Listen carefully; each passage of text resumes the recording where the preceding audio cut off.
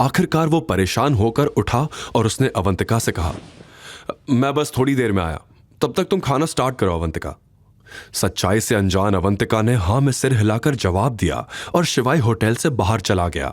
उसने रेखा को कॉल किया और उस पर बरस पड़ा। यह क्या बदतमीजी है? क्यों मुझे बार बार कॉल करने के लिए कह रही हो? दरअसल आज रेखा एक मास्टर प्लान के साथ शिवाई से मिलना चाहती थी, जिसके बाद सबकी जिंदगी बदलने वाली थी। आखिर क्या था रेखा का मास्टर प्लान? क्यों वो आज शिवाई से मिलना चाहती थी? और ऐसा क्या होगा जिससे सबकी जिंदगी बदलने वाली थी? सरदार, मैं सच कह रही हूं, मैं किसी को कच्चू नहीं बतायो। मैं आप ते नमक हरामी की तो सपने में भी नहीं सोच सकतो। मुझ पर रहम करो सरकार।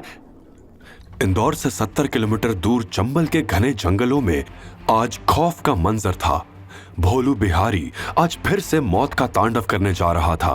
दरअसल भोलू के अपने ही एक खास आदमी ने भोलू की सारी करतूतों का चिट्ठा पुलिस वालों को दे दिया था, जिसकी भनक भोलू को लग गई थी।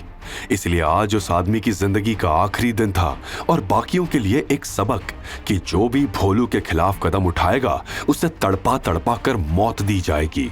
ये वो आदमी कुछ बोल ना सका और वहां केवल वीरान वादियों में एक दर्द भरी चीख गूंज उठी।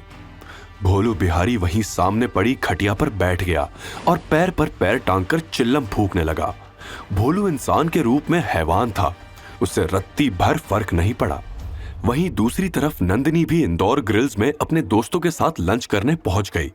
वो सब रेस्टोरेंट में बैठकर मेन्यू पढ़ ही रहे थे कि तभी नंदिनी की दोस्त ने हंसते हुए कहा, अरे नंदिनी, तेरी बहन अवंतिका को मैंने अभी किसी के साथ रूम नंबर 27 में जाते हुए देखा।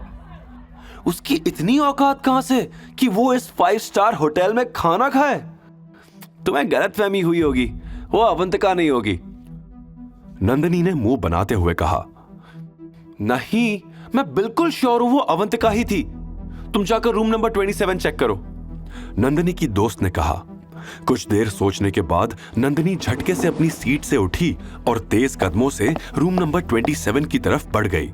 दरवाजे के बाहर खड़े होकर उसने गहरी लंबी सांस ली और फिर दरवाजा नॉक किया।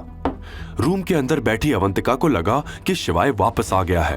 उसने फौरन उठकर दरवाजा खोला, लेकिन सामने नंदिनी को खड़ा देखकर अवंतिका चौंक गई। अवंतिका कुछ बोल पाती उससे पहले ही नंदिनी ने उस पर अपने सवालों से चढ़ाई कर दी।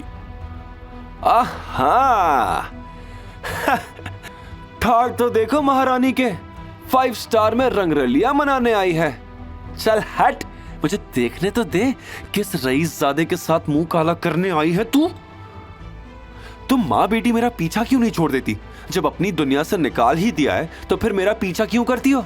चली क्यों नहीं जाती मेरी जिंदगी से? अवंतिका ने तेज आवाज में कहा।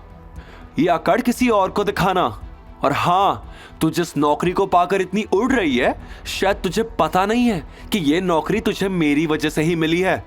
न जाने कैसे मिस्टर दिनेश को पता चल गया कि तू मेरी बहन है और इसी बात पर तरस खाकर उन्होंने तुझे नौकरी दे दी। नंदिनी ने चिल्लाते हुए कहा। क्या कहा तुमने? तुम्हारी वजह से मेरी नौकरी लगी है? ध्यान से सुनो, मुझे ये नौकरी मेरी काबिलियत के दम पर मिली है।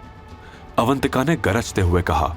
इस समय अगर नंदिनी शेर थी तो अवंतिका अब सवा शेर बन चुकी थी।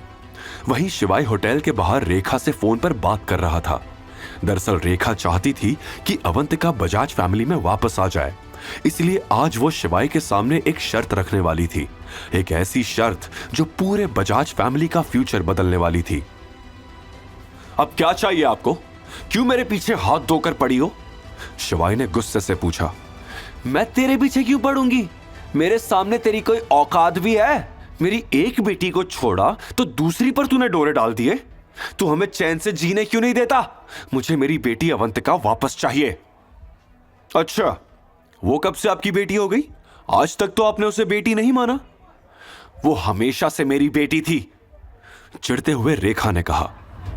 तुम्हें अवंतिका नहीं बल्कि उसके पैसे चाहिए। शिवाई ने रेखा को उसकी असलियत दिखा दी। देख शिवाई, मैं घुमा फिरा कर बात नहीं करूंगी। तुझे जो समझना है तू समझ, लेकिन मुझे मेरी दोनों बेटियां चाहिए, इसलिए तू उनकी जिंदगी से दूर चला जा। और आपको क्या लगता है कि आप बोलोगी और मैं आप जैसी पैसों की लालची भेड़िए के सामने अवंतिका को अकेला छोड़ दूंगा? मेरी बात कान खोलकर सुनिए, अब मैं उसके साथ कुछ भी गलत होने नहीं दूंगा, शिवाई ने चेतावनी देते हुए कहा।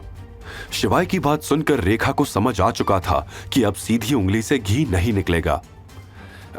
बेटा, मैं तो उसके ही भले के लिए बोल रही थी।